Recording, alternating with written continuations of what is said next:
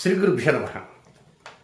మిథున రాశి జాతకులకి 2024 సెప్టెంబర్ 1వ తేదీ ఆదివారంతో ప్రారంభమై 10వ తేదీ మంగళవారంతో అంతమయ్యేటువంటి తొలి 10 రోజులలో ఫలితాలు, సూచనలు, సలహాలు క్లుప్తంగా 4 పాయింట్లు తెలియజేయబోతున్నాను. ఇక ముఖ్య గమనిక ఏమిటంటే, గణపతి నవరాత్రులు రాబోతున్నాయి. అయితే ఆ గణపతి చతుర్థి, వినాయక చతుర్థి, వినాయక చవితి అంటారు, అది సరైన పదం కాదు, అలా పలకకూడదు. ఆ గణేష చతుర్థి 7వ తేదీ. మీకు ఎన్నో రకమైనటువంటి ఆలోచనలు ఉంటాయి, కోరికలు ఉంటాయి, నిర్ణయాలు ఉంటాయి. ఆ స్వామిని ప్రార్థన చేస్తుంటారు. వివాహం కావాలని కోరుకునేవారు, ఉద్యోగం రావాలని కోరుకునేవారు, డబ్బు బాగా ఉండాలని, అప్పులు తీరాలని, ఆరోగ్యంగా ఉండాలని, రకరకాల కోరికలు ఉంటాయి. కొండవీటి చాంతాలంటి కోరికలు ఉంటాయి. మరి మీరు ఏం కోరిక కోరబోతున్నారు అది ముందు నిర్ణయించుకోండి. సరే, మీరేదో కోరిక కోరాలనుకుంటారు, కానీ ఆ కోరిక ఉంటే ముందు మనకు కోరిక నేను చెప్తాను. ఆ కోరికను ముందు కోరి, నేను చెప్పబోయే కోరికను ముందు కోరుకొని ఆ తర్వాత మీ కోరికను యాడ్ చేసుకోండి. ఆ లిస్టులో నెంబర్ 1 ప్రయారిటీ ఏంటంటే నేను చెప్పబోయే కోరిక. అది చెప్పండి, సిద్ధాంతి గారికి చెప్తా. Hold on. చిట్ట చివరిలో, అంటే ఆ 4 పాయింట్ అయిన తర్వాత చిట్ట చివరిలో అది చెప్తా.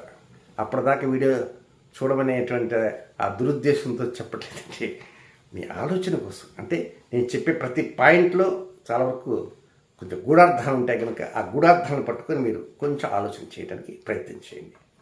ఇక నెక్స్ట్ మొదటి పాయింట్కి వెళ్దాం. 1వ తేదీ ఉదయం నుంచి 1వ తేదీ రాత్రి 9:49 వరకు కొంచెం కోపాన్ని అణిచిపెట్టుకోవాలి. హై బీపీ ఉండేటువంటి వారు ట్యాబ్లెట్స్ మర్చిపోకుండా వేసుకోండి. నాకు హై బీపీ కూడా ఈ మధ్యకాలంలో వచ్చింది, అంతకుముందు లేదు. 2 రోజులు ట్యాబ్లెట్స్ వేయలేదు అనుకోండి, దాని శాఖ చూపిస్తుంది. కనుక బీపీ ఉన్నవాళ్ళు జాగ్రత్తగా ట్యాబ్లెట్స్ వేసుకోండి. ఆవేశపడవద్దు. చిటికలు వచ్చేస్తుంది ఆవేశం, చిటికే ఆవేశం మిమ్మల్ని ఇబ్బంది పెడుతుంది. 1వ తేదీ మీరు కోప్పడ్డారంటే దాని ప్రభావం 14వ తేదీ నుంచి ఉంటుంది. ఎవరి మీద కావచ్చు. బజార్లో వెళ్ళేటువంటి వ్యక్తుల మీదైనా సరే, ఎవరన్నా మనం అడిగారనుకోండి, ఏమండి మీరు ఇక్కడైనా ఉంటున్నారా, ఏమి నీకెందుకు, ఎక్కడుంటే, అవునండి ఇక్కడే ఉంటాను. బాగున్నారండి, మీరు బాగున్నారా, ఇన్ కేస్ వారు ఏదన్నా కనుక కొంచెం పెడసరంగా మాట్లాడారనుకోండి, నీకు ఎట్టా కనబడుతున్నా నేను, జాగ్రత్త అని పళ్ళు నలమకండి. ఏదోలేండి అంటే ఆవేశం అనేది ఎక్కడా కూడా రాకూడదు. మాట రూపంలో రాకూడదు, కళ్ళు ఎర్రజీట్లో కూడా రాకూడదు. కనుక మీ విజన్ చాలా వరకు ఎట్లా ఉండాలంటే ప్రశాంతంగా ఉండాలి. పీస్ఫుల్ అట్మాస్ఫియర్లో కూడా ఒక్కోసారి ఉన్న ఫలంగా రైజింగ్ వచ్చేస్తుంది. సుహృద్భావ వాతావరణం అంటారు, అలాంటి సుహృద్భావ వాతావరణంలో కూడా మీరు అయిపోతారు. కానీ 1వ తేదీ మాత్రం టేక్ కేర్. దీంతోపాటు మరొకటి కూడా ఉంది. డబ్బు లెక్కేస్తుంటారు కదా, అది 100 రూపాయలు కావచ్చు, 50 రూపాయలు కావచ్చు, 10 రూపాయలు కావచ్చు, 500 కావచ్చు, 200 రూపాయలు కావచ్చు. ఇన్నేసిన ఒక్కోసారి నోటికి అతుక్కొని కౌంటింగ్ దెబ్బతినే అవకాశాలు ఉంటాయి. కనుక మీరు లెక్కించి ఇచ్చేటప్పుడు ఒకసారి మీ పొరపాటు జరగవచ్చు. అవతల వారు ఇస్తే మీరు లెక్కించుకుంటే అది 10,000కి 9,500 ఉండొచ్చు. వెంటనే మీరు అంటే 9,000 నేను పొరపాటు పడ్డానా, మీరు కూడా ఒకసారి లెక్కేయండి అని వినయంగా మీరు అడగండి. అంతే. ఏం సేటు 500 తగ్గిందే, అట్లా అవుతుంది. నిజంగానే తగ్గొచ్చు. కనుక ఈ ఆవేశం అనేదానికి నేను చెప్పుకుంటూ వస్తున్నాను. కనుక అది కొంచెం జాగ్రత్తగా ఉండడానికి ప్రయత్నం చేయండి. నెక్స్ట్, మీరు ఆలోచిస్తున్నారా, ఏం కోరుకోవాలని ఆలోచన చేయండి, చెప్తా. ఇక నెక్స్ట్ సెకండ్ పాయింట్. 1వ తేదీ రాత్రి 9:49 దగ్గర నుంచి 4వ తేదీ ఉదయం 9:56 వరకు తోబుట్టువులతో సరదాగా ఉంటుంది. అనుకూల పరిస్థితులు చక్కగా ఉంటాయి. ఎక్కడ వ్యతిరేకమైనటువంటి ఏముండవు. చాలా వరకు అన్నదమ్ములు కానీ అక్కడ వస్తే వాళ్ళు బాగా చక్కగా హగ్ చేసుకుంటారు, ఆప్యాయతగా పలకరిస్తారు.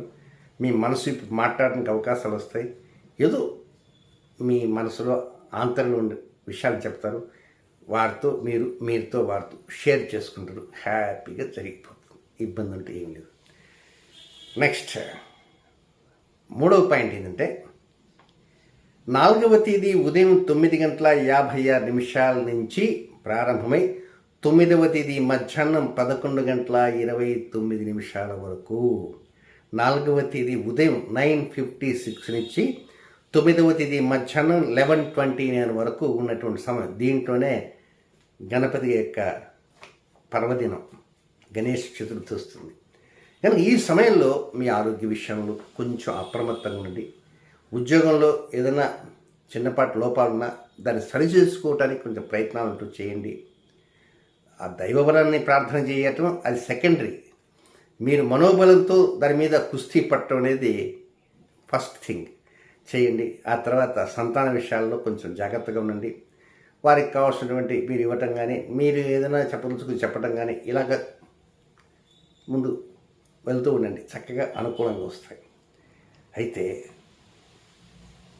ఇక్కడ పర్టికులర్గా మీ జన్మరాశిలోనే కుజులు సంచారం చేస్తూ ఒక్కోసారి మీరు చేసే ఉద్యోగం కావచ్చు, మీరు చేసే వ్యాపారం కావచ్చు, వృత్తి కావచ్చు, ఏదైనా సంపాదన కోసం చేసే ప్రయత్నాలు కావచ్చు, ఆ ప్రయత్నాల్లో ఎక్కడో ఒక చోట అంటే ఈరోజే రేపో కాదండి, ఎక్కడో ఒక చోట చిన్న లోపాలు జరిగేటువంటి అవకాశాలు అంటూ ఉన్నాయి. దాన్నే సహజంగా ఏమంటే పిశాచయోగము అంటారు. పిశాచయోగం అనగానే భయపడకండి. కుజకేతువులు కలిసినా, కుజుని చూపు కేతువు పడినా పిశాచయోగము అంటారు. కనుక అలాంటిది జరుగుతున్నది ప్రజెంట్. దాని యొక్క ఇంపాక్ట్ ఎక్కడ ఉంటుంది అంటే పెట్టకుండా ఒక్కోసారి మనం చేసేటువంటి వృత్తిలో, వ్యాపారంలో, ఆరోగ్యంలో, గృహంలో ఉంటుంది. ఈ మధ్యకాలంలో హైదరాబాద్లో హైడ్రా అని వస్తుంది. లేపేస్తాం ఇల్లు. వాళ్ళెవరో హడావుడికి ఇల్లు కొనుక్కున్నారు పాపం. వాడెవడో అంతమంది కట్టేశాడట, వాడు ఎటు పోయినాడు. ఇప్పుడు వీడు కుర్రో అంటున్నారు. చూడండి, లక్షలు ఖర్చు పెట్టుకున్నారు. మరి రిజిస్ట్రేషన్ అయిన వాళ్ళు కొంతమంది ఉన్నారు. కట్టి ఒక 30 ఏళ్ళైంది, అప్పు కూడా తీరిపోయింది, ఇల్లు మాత్రం పడగొడుతున్నారట. ఏదో పేపర్లు వార్తలు, నేను వాటి గురించి ఎక్కువ చూడను, ఏదో చెబుతున్నారు. కనుక మీ ఇల్లు ఏమన్నా అక్కడ ఉందని కాదు నేను చెప్పబోయేది. కానీ ఇంటి విషయంలో కూడా ఒక్కోసారి జాగ్రత్త వహించండి. ఆరోగ్య విషయంలో జాగ్రత్త వహించండి. పై అధికారులతో సమన్వయంగా మాట్లాడండి. 6వ తేదీ రాత్రి హాయిగా ప్రశాంతంగా నిద్రపోండి. 7వ తేదీ గణపతి పర్వదినం, గణేష చతుర్థి వస్తుంది. కనుక చక్కగా ఆ గణపతిని ప్రార్థన చేయండి. ధూపదీప నైవేద్య కర్పూర హారలతో పూజ చేయండి. మాకంత అవకాశం లేదని అనుకోండి, చక్కగా స్వామి దర్శనం చేసుకోవడానికి ఎన్నో ఉన్నాయి, మండపాలు ఉన్నాయి. అక్కడ మనసారా ప్రార్థన మనసులో చేసుకోండి. ఒక్క కోరిక కోరుకోండి. ఆ కోరిక ఏమిటి చెప్తాను. ఇంకొక పాయింట్ చెప్పేసి ఆ కోరిక ఏదో చెప్తాను. ఇక సంతాన విషయాల మీద చక్కగా అనుకూలంగా పరిస్థితులు బాగా రావాలని కూడా కోరుకోవడానికి ప్రయత్నం చేయండి. ఇక చివరిగా ఉన్నటువంటి 4వ పాయింట్ ఏంటంటే 9వ తేదీ మధ్యాహ్నం 11:29 ప్రారంభమై 10వ తేదీ అర్ధరాత్రి వరకు ఉన్నటువంటి సమయం అంతా కూడా ఇది చాలా వరకు శత్రువులు కూడా మిత్రులయ్యేటువంటి అవకాశాలు ఉన్నాయి. అప్పుడు ఇదేంట్రా బాబు అనుకోవచ్చు. శత్రు జయం వచ్చే అవకాశాలు ఉన్నాయి. ఏదైనా చిన్న అనారోగ్యంగా ఉంటే అది సెట్ అయిపోయి ఆరోగ్యంగా ఉండే విధంగా రిపోర్ట్స్ వచ్చే అవకాశాలు ఉన్నాయి. కనుక అవతల వాడితో సస్యమైన మాట్లాడకూడదు. వాడితో శత్రుత్వం నడపాలి. పీకల దాకా కోపంతో ఉండేవాళ్ళు కూడా హలో హౌ ఆర్ యూ అంటూ పోయి వాటేసుకుంటారు. అలాంటి అవకాశాలు కూడా వచ్చే సూచనలకి ఇక్కడ నాంది పడబోతుంది. ఎక్కడ నాంది? 9వ తేదీ మధ్యాహ్నం 11:29 నుంచి 10వ తేదీ రాత్రికి. అది కంటికి ఆ నాంది కనపడదు. ఎక్కడన్నా లైట్గా మీరు స్మెల్ చేయవచ్చు. నాంది పడబోతుంది. కనుక మీకు ఆ నాంది పడిందా లేదా అనేది మీకు అనవసరం. మొత్తం మీద కొంత డెవలప్మెంట్స్కి పునాదురాలు పడుతున్నాయని.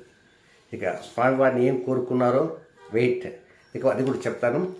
ఇక నెక్స్ట్, ఈ మిథున రాశిలో జన్మించిన మృగశిర నక్షత్ర 3, 4 పాదాల్లో జన్మించిన జాతకులకి 2వ తేదీ సోమవారం రాత్రి 12:20 నుంచి 4వ తేదీ సూర్యోదయం వరకు అనుకూలమైన సమయం కాదు.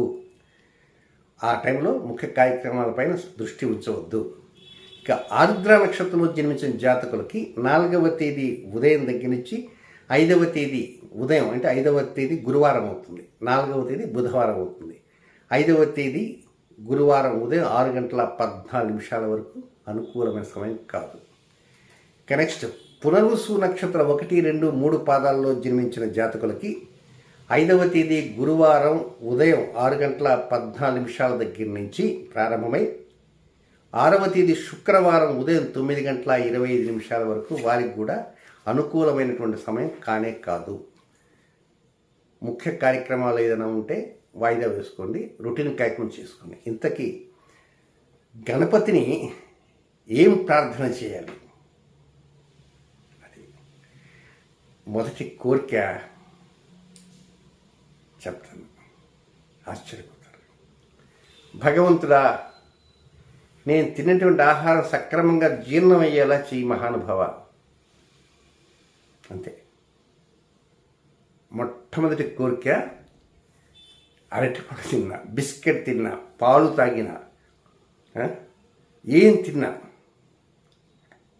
కనీసం అది కడుపులోకి వెళ్ళి చక్కగా జీర్ణం కావాలి.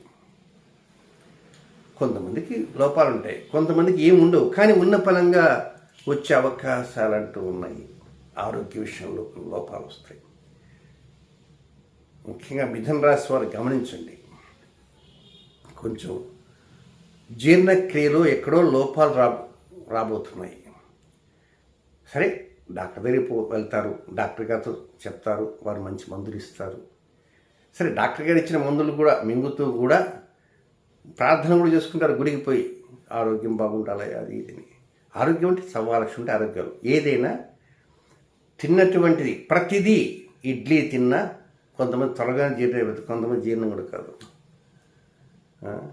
కనుక మంత్రి సూర్యనారాయణ గారు చెబుతుంటాడు, ఆ ఇడ్లీ తిన్నారా ఇంకంతే, వెంటనే అవి అరిగిపోతాయి, అక్కడి నుంచి చక్కెర స్టార్ట్ అవుతుంది, షుగర్ అది లోపలికి వెళ్ళిపోతుంది, ఇంకేముంది షుగర్ వ్యాధిగ్రస్తుల పని అవుట్ అని.